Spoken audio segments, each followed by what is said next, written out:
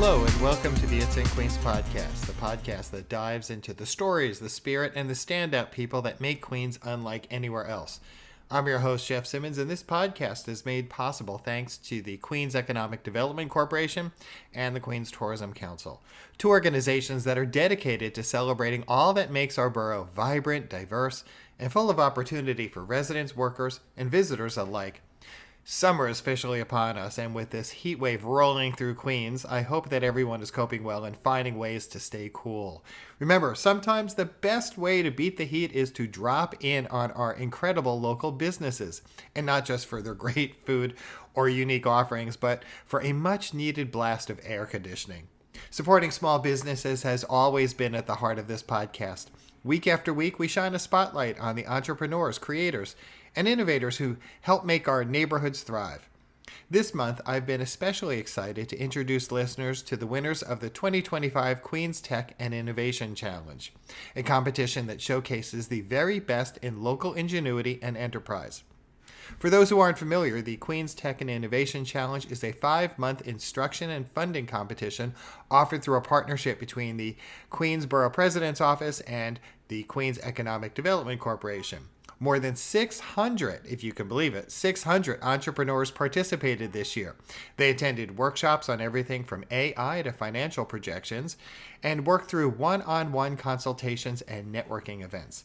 And after a very rigorous selection process, including 2 rounds of judging, 5 winners were chosen in different categories. And each winner receives $20,000 to help grow their business and continue making an impact right here in Queens. I'm thrilled to continue our series this week by introducing you to my guest, Milène Jardine, founder of Milène Jardine Chocolatier and the 2025 winner in the food and beverage category.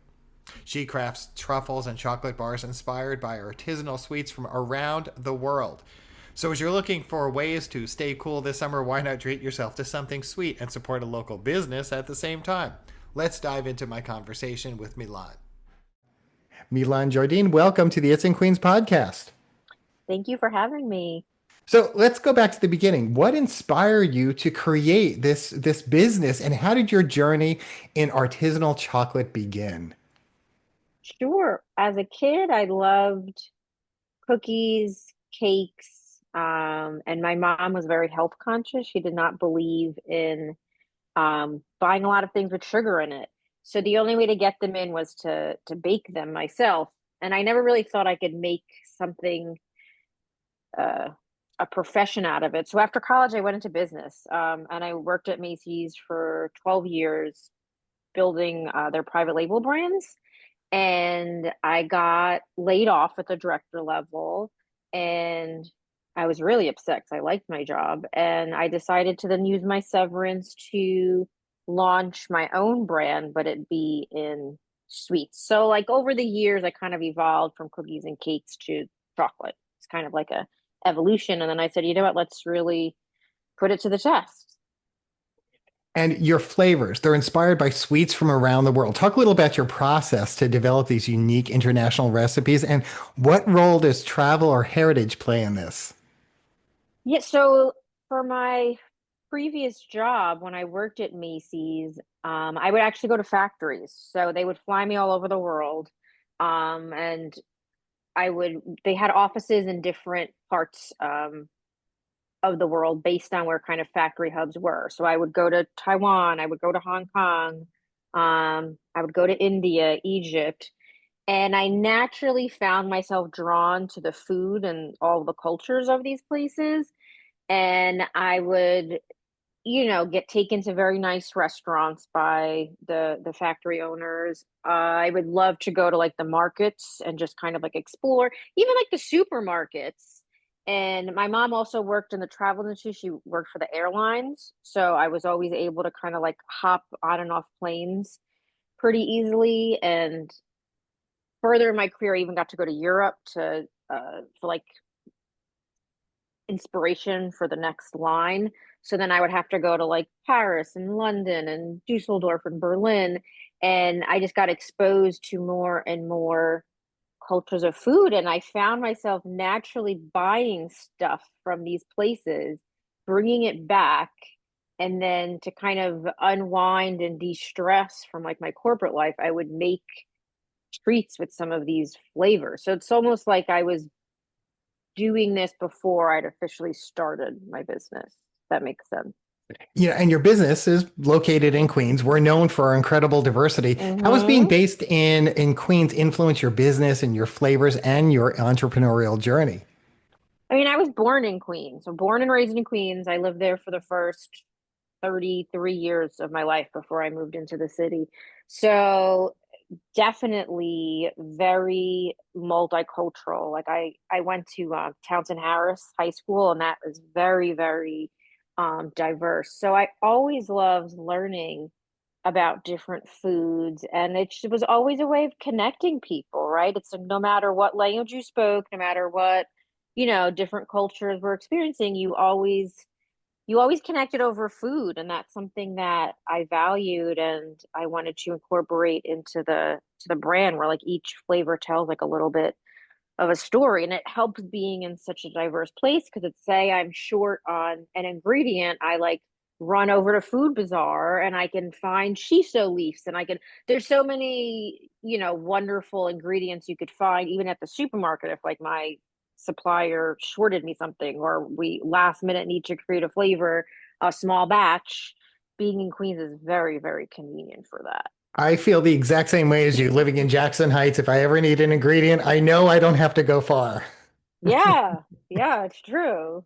So, as a small business owner, I'd love to know what some of the biggest challenges you faced, but then, some advice you might want to give to another aspiring food entrepreneur in Queens from something you've learned. Yeah, you know what? When I first started, I had some advisors, and I feel like they gave me like little bits and pieces, kind of like fed me little bits and pieces to kind of keep me going, keep me motivated. And I really thought that coming from, doing brand building for like a living, and I was managing, right, brands that were driving hundreds of millions of dollars in sales. I thought it would be really easy. I was like, oh, I can do this. But the missing piece I didn't have was the fundraising and capital part of it. And I think that's one of the biggest struggles is food is not a high margin area. It is very much a labor of love. And I've been able to find a nice balance between having my business and then still having another job, because all of the money from the business, goes into paying my team, goes into paying kitchen rent, goes into ingredients. And we're always trying to scale and, test, digital ads, try to make a relationship with a new distributor. So it's the money I'm making is constantly going back into the business. And that's something I didn't really understand fully before kind of jumping in. That, how was I like gonna get paid? I just thought it would like magically work out. And it's working out, but not in the way that I had envisioned this like glamorous life of having a business. Eventually. So Uh, talk a little about the product and the business itself for anyone who's listening and they're like, "Ooh, I'd love to find out more." What do you want people also to feel when they taste your chocolates? I want them to be happy. I mean, that's part of my whole journey. It was when I first got laid off. I mean, I was really upset because I really liked my job. I was like, some of my best friends were, my colleagues. I'd been there for so long, and chocolate was something that, and creating sweets was always something that brought me happiness. So it's like when someone takes a piece of chocolate, seeing the satisfaction on their face, understanding the stories behind them. We're sold in stores, we're sold online, but we also do like a lot of like corporate gifting and events where we pair the chocolates back to like cheeses and wines, and seeing the reaction on people's faces when they pick up a flavor or they learn something about a new ingredient that they hadn't heard of before. That is like fulfilling. That's inspiring for me to see these people really kind of energized and learning and so excited about like eating that piece of chocolate. So um I get paid in like different ways, if that makes So this competition had hundreds of participants. What made you decide to apply? What was the experience like going through the workshops, the networking events, and even that final pitch? Yeah, I mean, have been the QEDC has been so integral in supporting my business because I produce out of entrepreneur space. So that is an integral part of the QEDC. So, I know Seth, I love Seth. I've known everyone for so long, and when I first went to apply, when I like first started my business, I didn't make it. And then there used to be like a threshold where if you made, I think it was over like $10,000, you couldn't apply. And I was fortunate enough in my first year to make over $10,000. So I couldn't apply anymore. And I didn't realize for a few years later that they had raised that revenue requirement. And for a little bit of time, I thought technology. I was like, I'm not a technology. Like I'm chocolate. I'm the furthest thing from technology. So I didn't think I could apply either. It wasn't till there was another business in my Aria. She does these Malaysian sauces.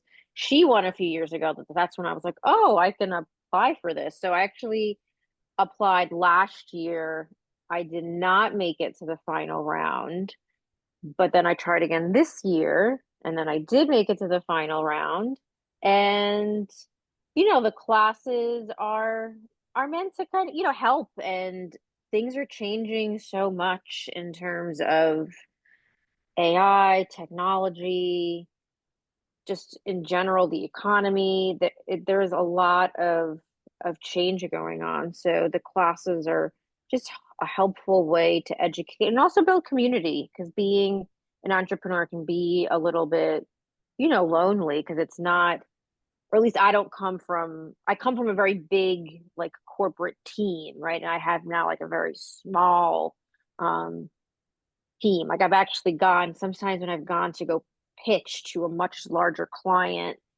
And I know, because I know when I used to work at Macy's, we used to go to a meeting and we would have like 20 people, and Mhm. this one poor supplier would have like two, and they would feel so intimidated. So sometimes I know going into a meeting with a very large client, I will bring someone from my team, and sometimes I'll ask a friend that I used to work with and be like, "Hey, can you like sub in and be a part of my team for this day, just so that I can, look the part." So having community it's always important to like build more community and camaraderie, because it's not an easy journey being an entrepreneur. So it's always nice to have some other people to, share some of your crazy stories with. So obviously, this $20,000 award is going to help you in the business. Talk a little about how you are going to use these funds to help grow and expand the business, and also a little about what else is on the horizon so we could tease listeners and get them more excited. Yeah, so I had some great advisors that the they actually connected me with the QTIC. So in preparing for the pitch, they actually connected me with some advisors, and I had a great one who I was explaining to him, some of my challenges, and I was saying how like I feel like I've plateaued, where I've been at around the same revenue for the last few years, and I'm not kind of getting to where I want to be. And he was just like, you've never had a sales team. He's like, you are a product person, right? I was a product director, so I'm very focused on production, and I have like one digital assistant. But he was like, you've never had a sales team. Like, what do you expect? And I was like, I didn't even think of it that way. I kept thinking that I was, doing something wrong, or it was I could be very like critical of myself. So the we came up with a very large fundraising plan where I really, to really get to where I want to get, I have to raise at least $120,000. But this grant was the first $20,000 that I raised towards that goal. and it's going to be towards a short-term sales strategy. So going to more trade shows to kind of get in front of buyers, um, doing more networking. Um, like in the past, I've been part of some different networking groups, and I haven't had funds to do that. So connecting more with the right people is something really important to scaling the business. And then also transitioning software. So right now, if we do reach out to clients, we'll record everything in like a Google shared sheet, but it's transitioning them to Salesforce just to make sure we have the correct, standard operating procedures in place and we're not losing track of any leads.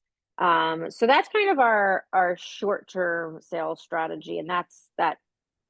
This first 20 grand that we raised will go towards that, and then what we want to get towards is a fractional sales team, field merchandisers, and more brand awareness and marketing. And kind of in conjunction with all these things, we'll have to keep doing cost cutting techniques. How do we streamline our costs? Because getting in with distributors and getting into more stores, our costs have to keep coming down to remain competitive. So it's this like short-term sales strategy, cost reduction processes, and fundraising, and then this more long-term sales strategy. So much more on the horizon. Now, before I let you go, and I'm going to want to make sure our listeners know your website, Mm-hmm. what's your favorite type of chocolate? Oh, good question. So I guess what I love to do, I'm gonna go back to this like travel thing. Whenever I travel, I love finding the small artisan chocolate brands. I was just in Sicily on my honeymoon, and I was trying, they have a like Modica chocolate, which is chocolate that has, they don't refine the chocolate as much. So there's like that little bit of, you could taste the sugar pieces. It has a little bit of that like grit. But there was this amazing artisan chocolate maker that had a Sicilian salted lemon, which is a flavor that we also make. But I love trying their variation just to see, how else are other people doing it? What are like the daring flavors that people like to create? Like when I was in Shanghai, I got like durian chocolate. I got a chicken thigh Oreo cookie. Like I want to know like all of the interesting stuff that people are doing, and some of it, I mean, I'm not gonna lie, the chicken thigh Oreo, my friend and I brought it back on the tour bus, and then when people were saying they were hungry, we would just give them out to people and then watch their faces because they'd be like, what is this? Because they were expecting a regular Oreo. That's fantastic. So before I let you go, Yeah. where can listeners find your products? How can they learn more about you and your business and connect with you? They can definitely find us on our website. So it's my name. So it's the MILENEJARDINE.com, or on Instagram. You could find us on Instagram with that same name, because I ended up using my name for the chocolates, which was terrifying to me. But after enough persuasion from friends, they all convinced me that my name actually sounds like a chocolate name. And I guess they're right. Always have good friends around you too. That's another good piece of advice. Yes. So, Milène Jardine, thank you so much for joining me here on the It's in Queens podcast. Thank you for having me. If you're looking for something else to do this month or next, well, we always have you covered here at the It's in Queens podcast. That is where Rob Mackay comes in, because each and every week he brings us details on some of the more exciting events that are happening in our borough. Here's this week's report. Hey, Jeff, we got some exciting news in the food world. A restaurant called Tourmaline is about to open on June 25th. It'll be located at 106-17 Metropolitan Avenue in Forest Hills, with 34 seat dining room and a shaded foot garden that looks like it'll be about 1,500 square feet. It's got an all-star cast of food people involved. The head chef is a guy named Yvon Lemoyne, who comes from his previous places he's worked are Carvel, Le Cirque, and Fleur de Sel in Manhattan, and he also worked at a 2-star Michelin restaurant in Lyon, France. He's got a pretty hot partnership with Murray's Cheese, a pastry chef who people in Forest Hills know. He used to be the chocolatier at Agner's Chocolates. He worked at the 3-starred Michelin Le Bernardin and the 1-starred Michelin Le Coco. They've got a Forest Hills resident, Nicole Muscari, on wine. And really, looks like it's going to be about as fancy and high class as anything you can get. Looks like a beautiful spot. Because they're just opening, the menu is it's gonna first grow and then change depending on the seasons.